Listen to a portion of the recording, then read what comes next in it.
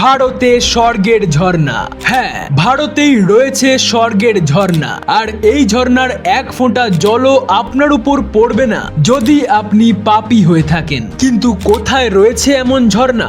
বলছি, এই ঝর্ণাটি হলো বসুধারা জলপ্রপাত, যেটি অবস্থিত উত্তরাখণ্ডের বদ্রীনাথ থেকে 8 কিলোমিটার দূরে। সমুদ্রপৃষ্ঠ থেকে প্রায় 13,500 ফুট উচ্চতায় অবস্থিত এই বসুধারা জলপ্রপাত। লোককথা অনুযায়ী কোনো পাপী ব্যক্তি এই ঝর্ণার নিচে দাঁড়ালে তার গায়ে এই ঝর্ণার জল পড়ে না, মাঝপথেই থেমে যায় এই জলধারা। অবিশ্বাস্য শোনালেও স্থানীয় মানুষজনের মতে এটি একেবারেই সত্যি। স্কন্দ পুরাণেও বর্ণিত রয়েছে যে এই বসুধারা ঝর্ণার এক ফোঁটা জলও যদি আপনার উপর পড়ে তার মানে আপনি পুণ্যবান। ভারতের শেষ গ্রাম মানা গ্রাম থেকে এই জলপ্রপাতটি 5 কিলোমিটার দূরে অবস্থিত। এটাই সেই গ্রাম যার উপর দিয়ে পঞ্চপাণ্ডব এবং দ্রৌপদী স্বর্গের পথে যাত্রা করেছিলেন। কথিত আছে সেই সময় তারা এই ঝর্ণায় স্নান করেছিলেন। পঞ্চপাণ্ডবদের এক পাণ্ডব সহদেব এখানেই দেহ রাখেন।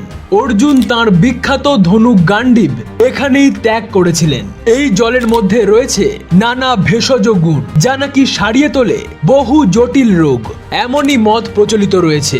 পৌরাণিক কাহিনী অনুযায়ী অষ্টবসু অর্থাৎ আগুন, মাটি, আকাশ, বাতাস, সূর্য, জল, চাঁদ এবং তারা এখানেই তপস্যা করেছিলেন। তাদের নামেই এই জলপ্রপাতের নাম হয় বসুধারা জলপ্রপাত, যাকে অনেকেই বলে থাকেন স্বর্গের ঝর্ণা। তথ্যটি কি আপনি জানতেন? এবং স্বর্গের কোন ভগবানের ভক্ত আপনি? জানান আমাদের।